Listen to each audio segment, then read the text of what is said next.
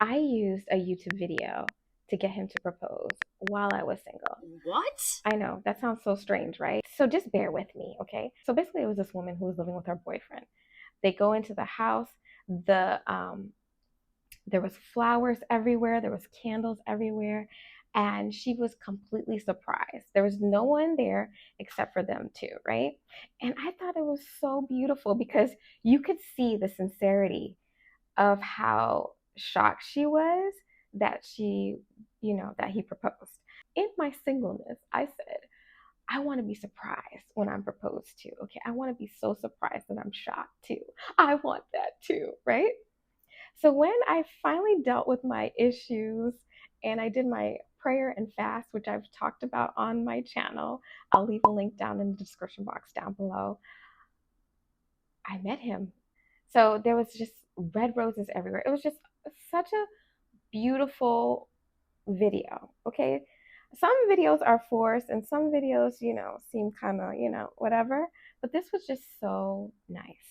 And so I said that I hope that this could happen for me. I prayed about it, I fasted, and I did the work, and I ended up meeting my husband. So for the sake of this video, I'm going to call him my boyfriend at the time, right? Before I met my boyfriend, I always wanted to go on a trip with somebody, right? I always wanted to go on a trip with a guy. I've asked the first guy, he said no. That was a situationship. And you see why it was a situationship. The second guy, he said no. He's not interested about traveling or doing anything like that. And so that ended.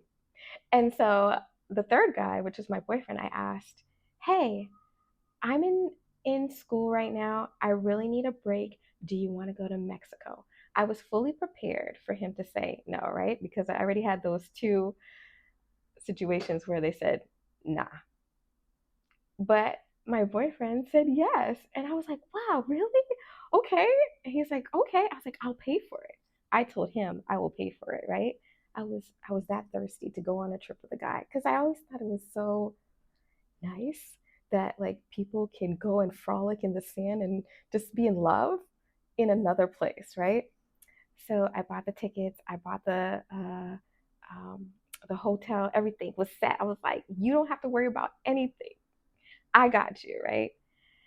I feel like if I did that nowadays, people would frown upon it, but this is just my story and it's not for you to do. I'm just sharing my story with you, okay?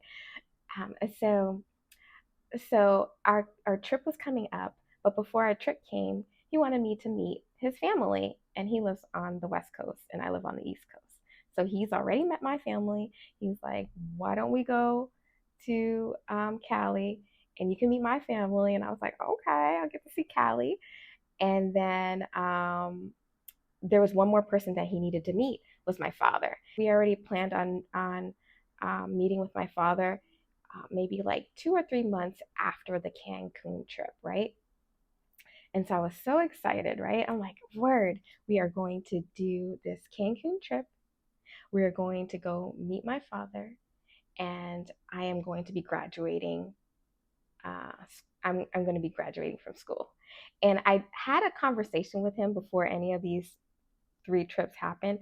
I said, if you feel like I'm not the one by my graduation, we should go our separate ways because I want to travel and do things like that, right? And when I said that to him, do you know what his reaction was? He was like, "Oh, okay." And I was like, "No, I'm serious." And I was completely serious. At this point, because I did the healing and everything like that, I was like, "Yo, if you don't want to be with me, I'm gonna find someone that will." And I was not like that, mind you, before. I was not. I had to do the work, sis. I talk about this on my channel all the time. I had to do the work. Anyways, so in my mind, I'm like, okay, we're going to do this Cancun trip. And if he meets my father, maybe he'll talk about marriage with my father. Maybe he'll ask for my hand in marriage. I don't know. And then I already have that kind of like time frame.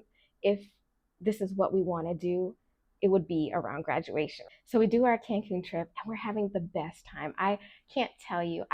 We talk about this trip to this day because we just had such a good time.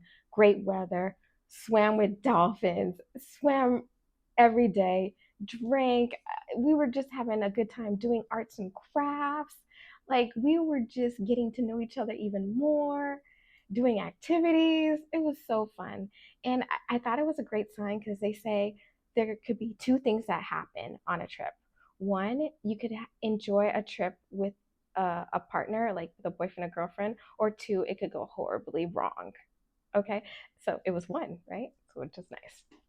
So on our trip, we had done so many things. We went on an excursion. We met this couple who are from Canada, and I was so excited about this couple because they were just so chill. They were like this chill white couple, right? And I'm like, wow, y'all are really cool. Like, you can hang, right? And so we made plans on us for meeting up the next night, after our dinner, right? So the next day, after the excursion and stuff, I went for a bike ride. I ended up falling and busting my knee. Not literally, it was just blood everywhere, right? The staff, the hotel staff was helping me and everything. And anyway, it was a whole thing. And I remember the look on my boyfriend's face. He was like, you can't ride a bike. I was like, no, I can't. I don't know why I thought I could. I don't know why I thought I could hang. But anyways, so I ended up getting dressed up, and I'll try to show some clips um, of what I was wearing. And he looked nice, and we went. And by that time, we were like drinking and stuff like that. We were having a good time. We had this dinner on the beach. It was so pretty. There were all these guests that were like doing their own thing around us in like cabanas and things like that. But it was just like nice. The sun was coming down. It was so nice. The food was amazing, so fresh, so yummy, right?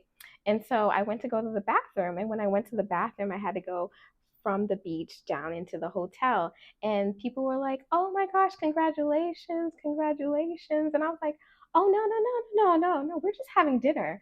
We're just having dinner. We're gonna meet my father in a couple months. He's gonna meet my father in a couple months, and so yeah, it's not what you're thinking, right?" And so I come back, and we're like finishing up the dinner. We're having our dessert, and then all of a sudden, he has this weird look on his face, and I'm like, "Are you okay? Are you feeling okay?" He's like, yeah, I'm feeling okay. I thought he was getting sick, y'all, because the way he got so serious, it was like he flipped a switch. And he says now it's because he was nervous. Guys, he proposed. He proposed right there on the beach. And can I tell you, I was shocked. Why was I shocked? Because there were candles, there were red roses, and I was completely surprised.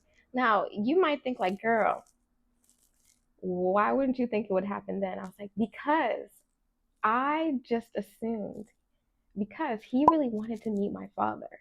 I felt like that was something that he wanted to do. And so I didn't think it would happen before.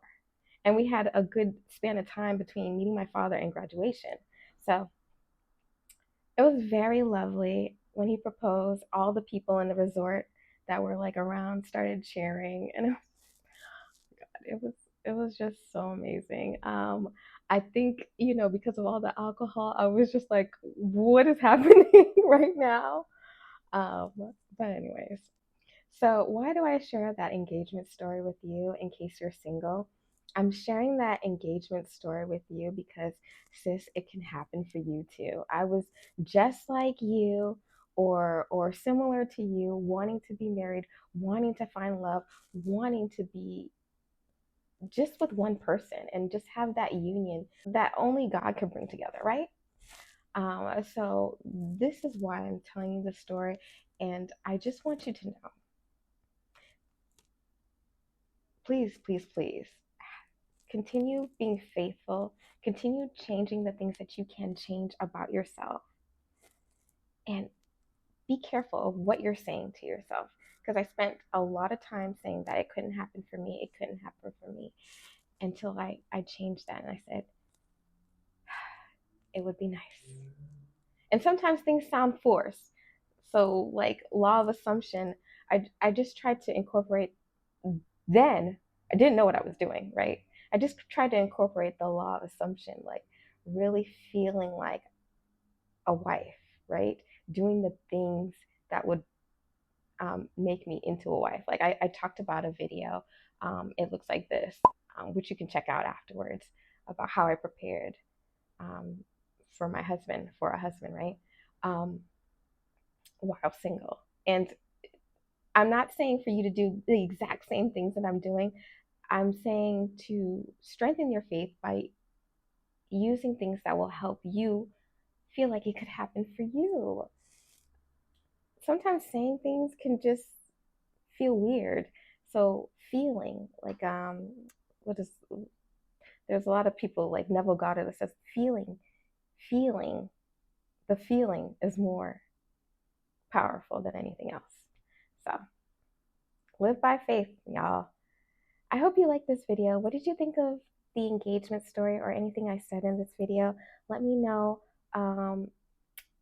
If you have any questions or anything, I have my contact info in the description box. I thank you so much for watching.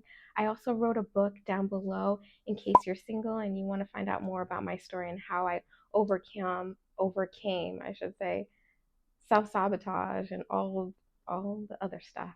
You can check it out in the description box. Try and do or say something kind to someone today. You never know. It might go a long way. I'll see you later, sis. Bye.